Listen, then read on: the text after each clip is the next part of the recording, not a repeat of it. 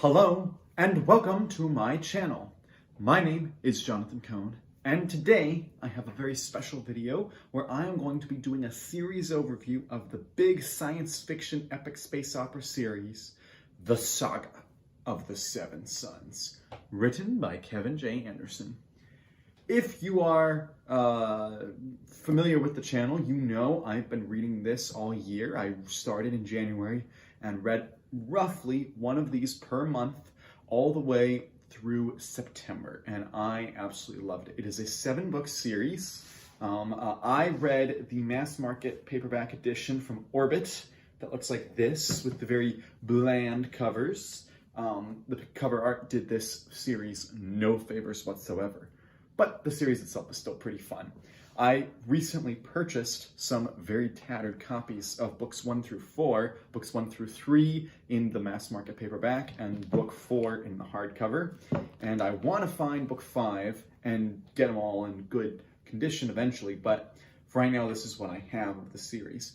And overall, I very much enjoyed the series. I wanted to talk about it in depth, give my really series overview views now that I'm done with it, because I was able to do a little bit in my review of the final book, but I wanted to talk about it as a whole. I've, of course, reviewed every single book in the series on the channel, so you can look up those. Just look up Saga of the Seven Suns and my name, and you'll find all the videos. What I will say is that the book started on very kind of rocky roads with the first book, and I thought it actually gets better and better. First book, Hidden Empire, was fine, but it had a rocky start. Book 2, A Forest of Stars, much more political, much more interesting. Book 3, Horizon Storms, even better. Book 4, Scattered Storms, finally wrapped up some plot lines. Book 5, A Fire and Night, best book of the series by far. Excellent, excellent novel. Truly wraps up a lot of the storylines and is a truly epic book. Metal Swarm, not quite as good as A Fire and Night, but still a pretty good book in and of itself. And then a pretty epic conclusion, not in the way that you're thinking, but a pretty epic conclusion in The Ashes of Tomorrow. But for sure, the true highlight of the series is A Fire and Night, and then The Ashes of Worlds is a little bit of a second place. But that's how I view the 7-book series. Let me get into some different things. I'll first talk about pros. I'll talk about the cons of the series. I'll talk about some of the best. You know what? I'm just going to lay these down like that. There we go. I'm going to talk about the pros of the series, the cons of the series, some of the best characters in the series, but no spoilers. I'm going to talk about some of the alien species that are present in the series, and I'm going to talk about some of the themes present in the series, and then I will talk about my overall feelings again and how I view this towards other science fiction series that I've read. So the first thing I'll talk about is the pros. What are some of the things that this series has to offer that I think make it worthwhile? First of all is its excellent, excellent plot. Kevin J. Anderson has been called one of the greatest plotters out there, and he truly is, especially when it comes to sci-fi fantasy projects. He takes a story, he outlines it, he really thinks about how he's going to set things up and pay them off. He thinks about making the story interesting, adding in twists and turns that make it interesting. He writes plot-driven books, and then his characters kind of fit in where they need to be fit in. Whereas some authors come up with the characters and they want to live with these people, and then, oh, I'm going to come up with this story. No, plot first, characters second here. Plots are very much the forefront. So if you love plots, you will love these books, which is why I love them, because I love plots. The second thing is that they're very interconnected. Some sci-fi series or fantasy series feel so disconnected that you rarely feel them come together. Let me give an example of this. A Song of Ice and Fire series by George R.R. Martin. Dany and all of her plotline feels so removed from the main plotline. Yes, she's a Targaryen and they're talking about the Targaryens. Yes, eventually in book 5, Tyrion goes over to help her. But as a whole, the whole Song of Ice and Fire series feels like it's so huge, and some of the cast just never interact with each other. Whereas the cast members are constantly going to each other's planets. They're constantly talking with each other. They're constantly at war with each other or making alliances with each other. They're constantly doing things with the other peoples. So they're constantly interconnecting well. And so I think that he does a good job of not making anything feel too disconnected. There was never a point where I was like, why is this character here? They add nothing to the overall story. All of them felt like they were pieces of a greater whole. And when you looked at them all together, you could see the tapestry of story that Kevin Anderson was building. The next thing I'll talk about is it's visually imaginative. His battles are so interesting. The worlds that he has are very lush and they're very creative and they're very different from each other. His landscapes are very interesting. The way that he has characters interact with their environment is very interesting. The way that he tells environmental stories where one of the characters in the series basically becomes an alien in order to connect with these aliens, and his lover becomes connected with the aliens. It just very well works together, and you tells very much an elemental story. And so he's just such a visually creative writer. He's not the most visually creative. There are other authors that I think do a better job of writing their descriptions, but Kevin Anderson does a pretty good job. But he combines cutting to the chase of telling you what you need to know, but also still making it just enough of a visually imaginative story. The next point, the last pro I have is it's very tropey. If you like tropes, you will like this book.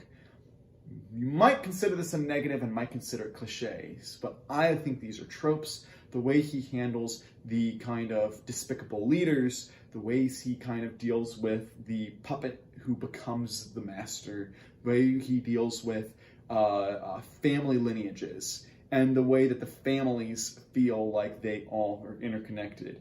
Again, I made comments about the Song of Ice and Fire. There's some families here, particularly the royal family of Idris, Father Alexa and Mother Idris, I believe it is.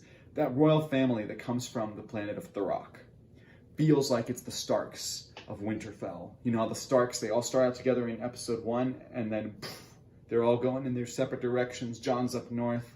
The others are going south. Some of them staying in Winterfell, going all over the map. That family is like the family of Thurrock is like the Starks, but you also have like a second set of Starks, almost a second main family in the Tamlins. But you put the two together and you get the two main families that this book series is about, and they're all interwoven into different sides of the story, and it's just really fascinating. Let's get to some of the cons.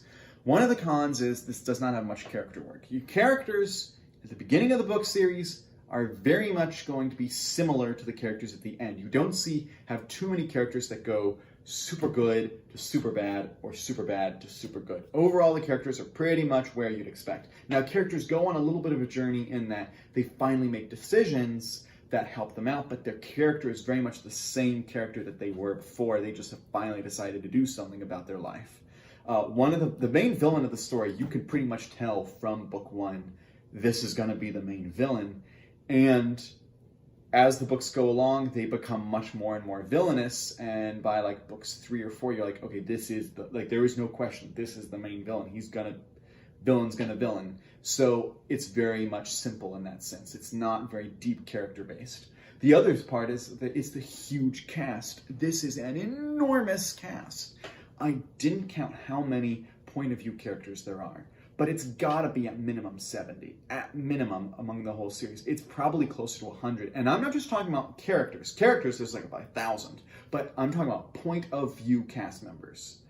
Boy, the cast of characters is humongous. And sometimes it works really well when you have very distinct characteristics about them, which is why some of them really popped for me. And then some of them had such similar characteristics that I just couldn't keep up with them. And I just knew, okay, this guy's from this area of the galaxy, so therefore he is part of this group. But I didn't remember what his role in the group was. I didn't remember his character, who he was related to, all this stuff, because he was just too similar to all the other characters in this group. I just knew, okay, he's from this area. So the cast is way too big. I think Kevin should have cut it a little bit. Not too much. It still needs to be expansive. What makes it creative, what makes it so special is that it's so huge and plot-driven-y and so many point-of-view characters jump around. But it could be trimmed just a hair. So let's get into some of the best characters.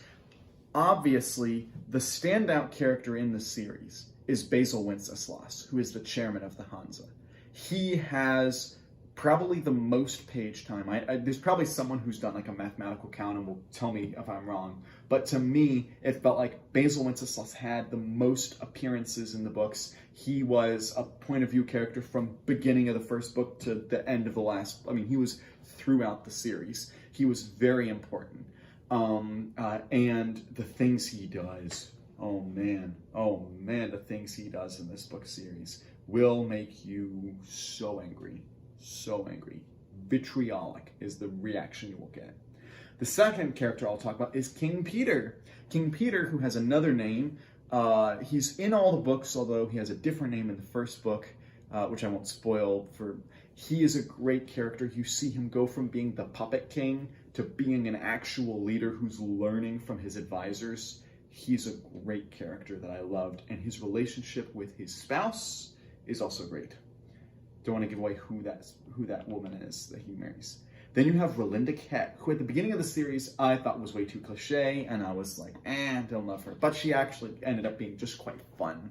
She's that kind of Han Solo roguish character who's been married a whole bunch of times, can't possibly keep a husband, yet keeps her husband, ex-husband, working for her.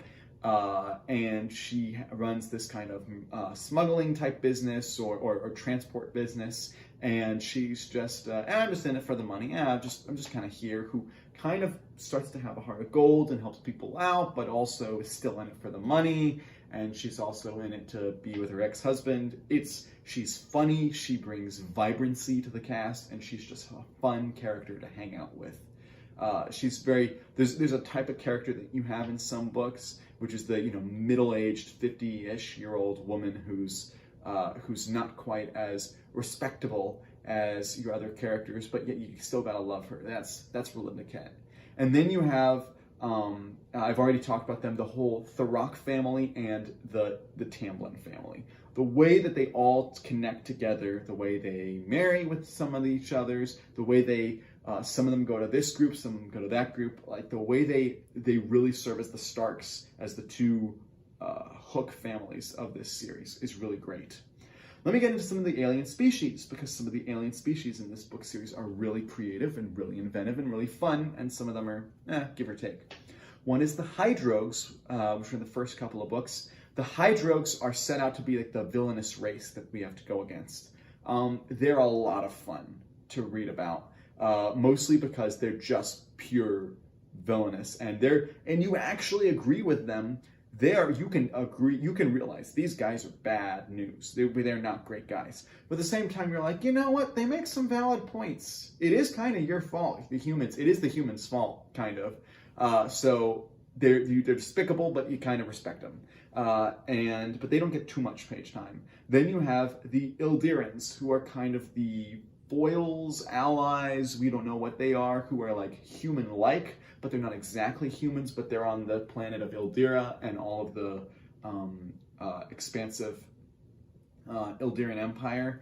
And their magic system, world building, the Thism, if you've read the books, you know exactly what I'm talking about, is very creative and is a cool way to make their main characters interconnected and work together. And then you have the Clickus robots, who are very devious characters that are fun to follow around. Then you have the Clickus themselves. They're in it for very little, but boy, do they make an impact. The Clickus are interesting in this series. They're viewed as this ancient civilization that you know nothing about, so we're constantly unearthing them. One of the things that makes this book series great is similar to what makes Brandon Sanderson books great and what makes Robert Jordan books great, is you feel there's a history. There is a rich history that's been established beforehand, and we are uncovering information about that history, and the Clickus are a perfect example of that. And I love the way that they are used here.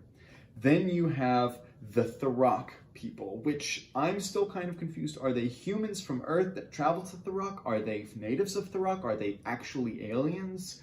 The way they're described, they can mate with humans, which doesn't necessarily mean much in a science fiction universe, but I don't know whether that means they are humans or what. But the people of Thurrock are very interesting and very different from any of the other humanoid characters. I'll say that humanoid characters that we see. So I liked the people of Thurrock.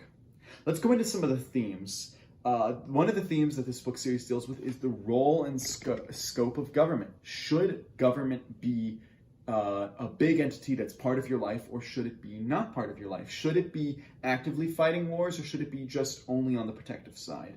Those are questions asked. One of the themes is war crimes. What do you consider a war crime? What kind of war crimes do you forgive because they're understandable that they happen during war? Which ones do you have to punish for? And what should that punishment be? those themes are here. Diplomacy. When is it right to turn on your allies? When is it right to not turn? When is it right and necessary to keep your allies? To make an ally with a potential enemy? To make an ally of someone that you despise? All those questions are thoroughly developed in this series. And then, what's the value of figureheads? You know, a lot of people criticize the English monarchy now for just being a figurehead authority. Why do we even have them if Parliament has all the power? Well, this type of a series explores why that might be necessary and why it might be flawed. So that's also very interesting. So those are the themes that this book series deals with. But again, it is a plot-focused series that's really interesting. And so if you like having a huge cast of characters with jumping around between all of their points of view and seeing a very plot-driven story that's science fiction and like space opera based, it's not much into the science, but it's more into the space opera stuff, you will love this book series.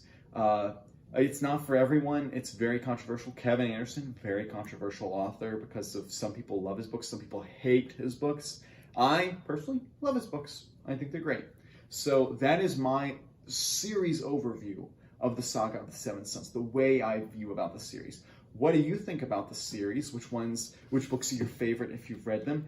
And what are your thoughts on this cover art? Do you like the OG cover art like me? Or do you like the new cover art? Let me know those thoughts in the comments down below. But until next time, I'm Jonathan, and thank you for watching.